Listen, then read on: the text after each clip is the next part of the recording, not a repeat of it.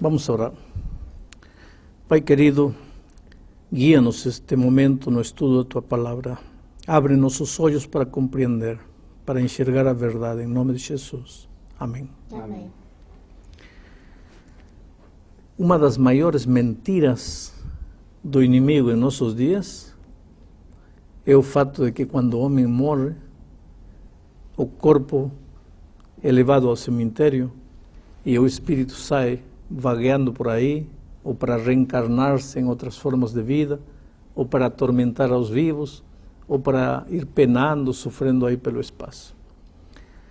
A mensagem de que o espírito do ser humano vive após a morte, hoje está sendo transmitida através da televisão, através do cinema, através da música, através das obras literárias. Os livros que mais se vendem hoje no mundo têm como tema central os espíritos desencarnados falando, fazendo coisas, agindo por trás da cortina dos seres humanos. E, no entanto, essa verdade é uma verdade cristalina na Bíblia. Quando Deus criou Adão e Eva, disse para eles: se tocarem desta árvore, certamente morrereis. Aí veio o diabo, disfarçado de serpente, e disse a Eva: não morrereis. Deus disse: morrereis. Aí vem o diabo e disse: não morrereis. E a doutrina de que o homem não morre, de que a alma é imortal, é uma ideia, é uma filosofia de vida que está se espalhando pelo mundo. E eu acho que um dos maiores enganos dos últimos tempos do inimigo vai ser convencer a humanidade de que quando o homem morre, seu corpo vai para a terra, mas o espírito sai e continua vivendo. No entanto, eu tenho algumas declarações bíblicas aqui que não admitem discussão nenhuma. Eclesiastés 12:7 descreve o que acontece quando o homem morre. Para entender o que acontece quando o homem morre, primeiro temos que entender o que aconteceu quando o homem foi criado. O texto bíblico diz que quando Deus criou Adão, fez o corpo de barro, aí estava o barro. Barro não tem vida, não tem fome, não tem sede, não sofre, não pensa, não sente dor, nada. Barro é barro. Você pode pisar em cima do barro, você pode bater no barro, barro é barro. Aí veio Deus, diz o texto bíblico de Gênesis, e soprou. Soprou. O sopro é sopro. Sopro não tem fome, não tem sede, não sente, não pensa, não dorme, não cansa. Sopro é sopro. Mas o texto bíblico diz que quando o barro juntou-se com o sopro, aí apareceu a alma vivente, alma viva. Em outras palavras, de acordo com a Bíblia, uma alma viva é um ser humano vivo. Aqui havemos três almas, no sentido bíblico, três seres humanos vivos, porque para a Bíblia, alma viva é a soma da terra, do barro, com o sopro de vida. E só existe vida, só existe pensamento, sentimento, fome, cansaço, quando o barro está juntado com o sopro de vida. Agora, o que acontece quando o homem morre? Eclesiastés 12:7 diz: e o pó volta para a terra, como era, e o espírito volta a Deus que o deu. Quando o homem morre, o que acontece? Acontece tudo o contrário da criação. Na criação, Deus fez e o homem viveu. Agora, quando o homem morre, Deus faz o sopro de vida, volta a Deus. E o corpo, a gente coloca num caixão, leva para o cemitério, 50, 100 anos depois, abre o caixão, vai encontrar só pó. O pó volta ao pó. O sopro de vida volta a Deus. Então, onde está o espírito? Não tem espírito. Mas, coitado, o espírito de meu pai sofre. Não, isso não é bíblico. Porque só existe sofrimento, só existe dor quando o homem está vivo. Quando o homem está morto, o corpo vai para o cemitério e o sopro volta para Deus. E não existe nada no espaço, nada no ar. Eclesiastés diz mais, no capítulo 9, versículos 5 e 6, diz assim: porque os vivos, nós aqui, vivos, sabem que han de morrer. Nós sabemos que vamos a morrer. Mas os mortos não sabem coisa nenhuma, nem tampouco terão eles recompensa, porque a sua memória jaz no esquecimento. Amor, ódio, inveja, para eles já perecerão. Para sempre não têm eles parte em coisa alguma que se faz debaixo do sol. Versículo 10. Portanto, tudo quanto te vier à mão para fazer, faze-o conforme as tuas forças, porque no sepulcro para onde vais não há obra, nem projeto, nem conhecimento, nem sabedoria alguma. Então a Bíblia é clara ao afirmar que quando o homem morre, acabou. Essa ideia de que sai o espírito não é ideia divina. Pastor, como é que eu vou entender então aquelas pessoas que falam assim, olha, meu avô morreu e ele apareceu na minha casa, eu fui numa sessão espírita e ali então apareceu minha mãe, disse o que nós conversamos, falou o que eu gosto, o que eu não gosto. Eu vou achar então que essas pessoas elas estão inventando, elas são mentirosas, elas estão querendo me enganar com isso. Não viram foram nada, não viu nada. Essas pessoas viram espíritos. Viram alguma coisa? Viram um espírito, esse espírito falou, esse espírito disse que era o espírito do pai e da mãe. Isso é verdade, essas pessoas não estão mentindo. Agora, quem eram esses espíritos? Aí está o X da questão. Se a Bíblia diz que quando o homem morre, seu corpo volta para a terra e o sopro volta para Deus, e teu vizinho disse que o espírito do pai dele apareceu, que espírito apareceu? Só pode ser o espírito daquele que quer que você acredite que quando o homem morre, o espírito sai. E esse é o diabo, tem nome e sobrenome. Diabo e Satanás, enganador, mentiroso, sedutor. Ele pode se disfarçar de qualquer coisa. Veja o que diz aqui Paulo quando escreve aos Coríntios, no capítulo 11, versículo 14. E não é de admirar, porque o próprio Satanás se transforma em anjo de luz. Ora, se Satanás pode se transformar num anjo de luz, não vai se transformar num espírito de um suposto pai ou mãe para vir e te fazer acreditar que existe espírito, quando a Bíblia diz tudo o contrário. Então não importa se ele aparece como espírito bom ou espírito ruim, porque às vezes acontece de aparecer um espírito ruim. Isso aqui é um espírito ruim que vai fazer o mal, mas também numa sessão aparece o espírito que vai fazer o bem. Mas se aqui a Bíblia diz que pode aparecer até como anjo de luz, por que não pode aparecer como espírito de bem, espírito de mal, qualquer coisa? O assunto é enganar. Para o diabo não lhe interessa como vai se apresentar. O único interesse dele é te enganar, te manter com os olhos fechados. Pastor, mas por enquanto a gente está citando exemplos aqui de pessoas atualmente, né? Pessoas que foram e viram, enfim. Mas na Bíblia eu já li um verso, já li um texto dizendo que um rei de Israel, Israel é o povo de Deus, o rei Saul, quer dizer, através de uma mulher ele conseguiu se comunicar com o profeta Samuel. Então, quer dizer, o registro bíblico sobre a aparição de um espírito Samuel, e do profeta morrido, Samuel, né? que já havia morrido. Pois é.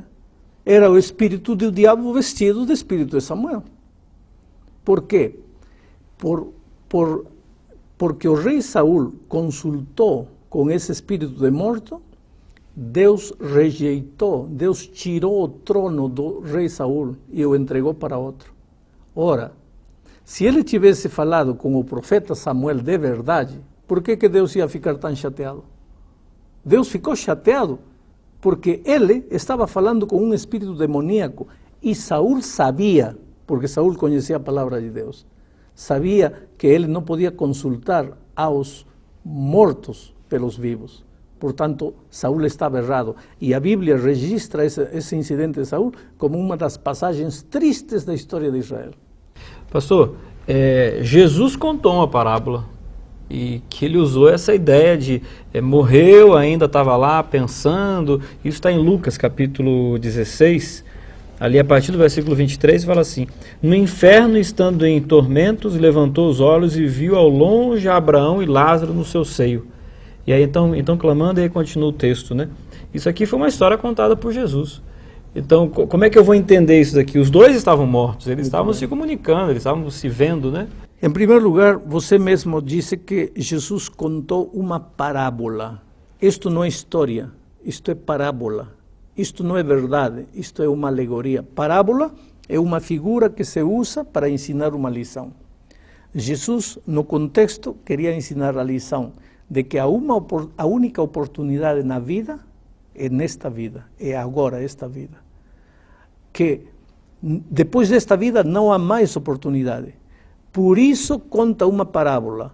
Toma o que as pessoas acreditavam também em esses dias, o diabo já estava fazendo sua obra de engano, acreditavam que quando o homem morria, o espírito saía, um ia para o inferno, outro ia para o céu. Então Jesus pega essa história que eles contam, essa fábula que eles contam, e pega para ensinar uma lição. Mas esta própria parábola, para mostrar que não é realidade, tem algumas contradições interessantes. Por exemplo,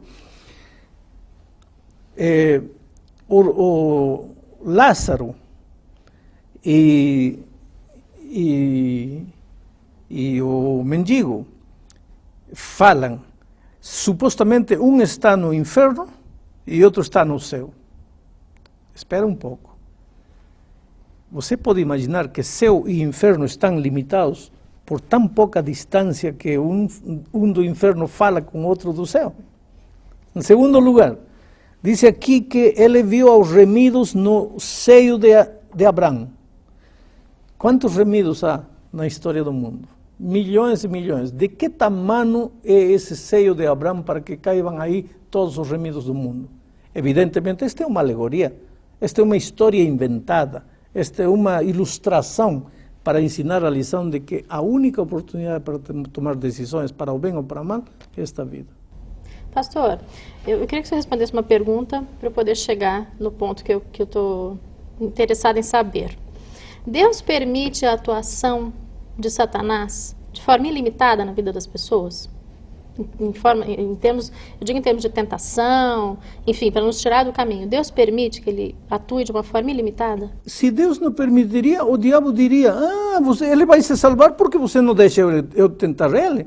Agora, deixa-me tentar para ver como ele vai te trair. Porque esse assunto é um assunto muito complicado mesmo, porque veja bem, como o Elmar citou no começo, uma pessoa que acabou de perder o seu pai, a sua mãe, o seu marido, sua esposa, quer dizer, ele vai numa determinada sessão em algum lugar e fala com essa pessoa. A pessoa está emocionalmente totalmente envolvida. Então é uma tentação grande demais, assim. Mas o diabo se aproveita justamente disso para continuar enganando você. Porque a Bíblia é contundente em afirmar: o homem morreu, seu corpo foi para o cemitério e o sopro voltou a Deus, acabou. Até quando? Até o dia da volta de Cristo. Porque quando Cristo voltar, aí sim, ao soar da trombeta, os mortos em Cristo ressuscitarão. Aí sim haverá ressurreição. A Bíblia fala de ressurreição. A Bíblia não fala de espírito vagueando por aí. Pastor, mas mais uma questão, então. O senhor falou que todos vão ressuscitar no dia que Cristo voltar e aí sim que vão para o céu. Mas e como é que fica a história do ladrão na cruz? O ladrão que no seu último momento de vida entregou a vida para Jesus e Jesus respondeu para ele: hoje você vai estar comigo no paraíso. De onde está isso? Vamos procurar.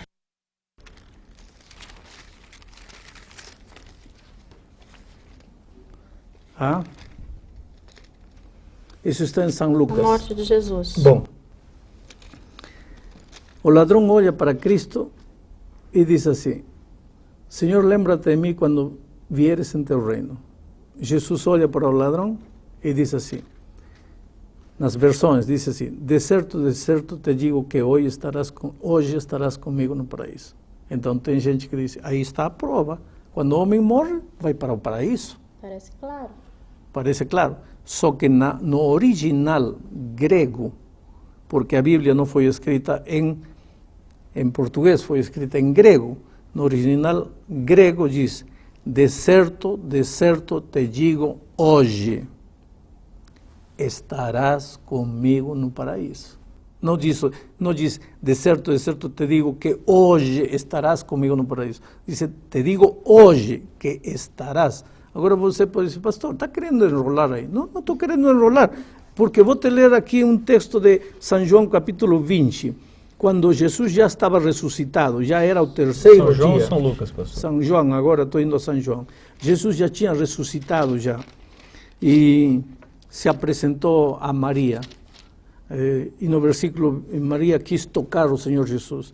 E Jesus disse assim, recomendou-lhe Jesus, versículo 17, não me detenhas, porque ainda não subi para meu Pai. No terceiro dia, ainda não tinha subido ao Pai. Então, como é que no dia que morreu já subiu, já ia estar com o ladrão no paraíso? Aí está uma evidência de que a tradução está errada. Jesus estava dizendo, de certo te digo, hoje estarás comigo no paraíso. Não, hoje estarás comigo. Porque no terceiro dia, Jesus ainda não tinha subido para o paraíso. Mas pastor, e aonde que entra o inferno e o purgatório nessa história aí de morte? Como é que Eu fica? não sei aonde entra. Na Bíblia não entra. Porque na Bíblia não fala nem de purgatório, fala de inferno como o fogo que cairá nesta terra depois do milênio. Esse é o inferno. O paraíso, a Bíblia fala como a recompensa final, o lar eterno que os redimidos receberão quando Cristo voltar. Agora, purgatório a Bíblia não fala. Essas ideias não são ideias bíblicas. Agora, será que Deus se importa tanto assim, se uma pessoa estivesse mexendo com essa história de espírito, ele se importa tanto com isso, assim, ao ponto de falar assim, não faça isso? Existe alguma declaração bíblica para isso? Você está caminhando em direção da morte. Será que Deus se importa com isso? Deus te ama. Se você está no caminho do erro, claro que Deus se importa. Se importa porque você não acredita como Ele ensina? Não, se importa porque te ama e você vai se matar caindo no abismo do erro. Porque a coisa mais preciosa para Deus é o ser humano. Mas sabe, pastor, é uma coisa meio complexa da gente acreditar, porque a vida do ser humano é uma coisa tão perfeita, né? Um mecanismo tão perfeito, a vida. E de repente você falar que a morte é simplesmente um sono. É que a Bíblia diz isso. Quando Lázaro morreu, as irmãs de Lázaro mandaram emissários a Jesus. Jesus vem, ele está doente. Quando Jesus chegou, já estava morto. E Jesus disse, olha, ele está dormindo, eu vou despertá-lo. E com isso, Jesus estava dizendo que quando ele voltar um dia, ele vai despertar a todos os que morreram em Cristo. Por isso, a grande esperança dos cristãos é a volta de Cristo, porque nesse dia eu sei que eu vou ver meu pai, minha mãe. Eu não preciso ir a uma sessão espírita hoje para conversar com meu pai, porque meu pai não existe neste momento. O corpo dele está na terra. Eu posso até levar uma flor, não porque ele vai ficar triste ou feliz. Eu posso levar uma flor porque vai me fazer bem a mim, porque em mim a memória de meu pai está presente. Mas não porque meu pai, oh, que lindo, meu filho lembrou-se de mim. Meu pai não sabe nada. O sopro está em Deus e acabou seu sentimento, seu pensamento. Pastor, e quando eu faço uma oração ou acendo uma vela em função de alguém que já morreu, qual o valor disso então? Não tem nenhum valor. Não tem nenhum valor porque tem gente que leva a comida que mais gostava meu finado, vai levar ao cemitério. Que interessa se gostava ou não gostava? Ele não sabe nada, ele não pensa nada, ele não sente nada. Mas o diabo quer que as pessoas acreditem que há espírito vivo. Agora, por que o diabo quer que você pense assim? Para que você não leve a sério esta vida. Porque se você acredita que depois de morrer ainda há vida, então pode desperdiçar esta vida que você vai ter outras oportunidades. Mas a Bíblia é contundente em afirmar que a tua única oportunidade é nesta vida. Eu quero te dizer, em nome de Deus, se você por algum motivo estava pensando de uma maneira contrária à palavra de Deus, é hora de você reavaliar, olhar o texto bíblico, pensar o que Deus quer te falar e com humildade de coração aceitar o plano de Deus para você. Não tenha medo de ir a um cemitério à meia-noite, que vão te fazer cadáveres mortos, terra, pó. Pode fazer o quê? Mas os espíritos, que espírito? Não existe espírito. Os espíritos que andam por aí são espíritos demoníacos, não são espíritos de mortos. Que Deus te abençoe e você seja muito feliz aceitando as verdades bíblicas.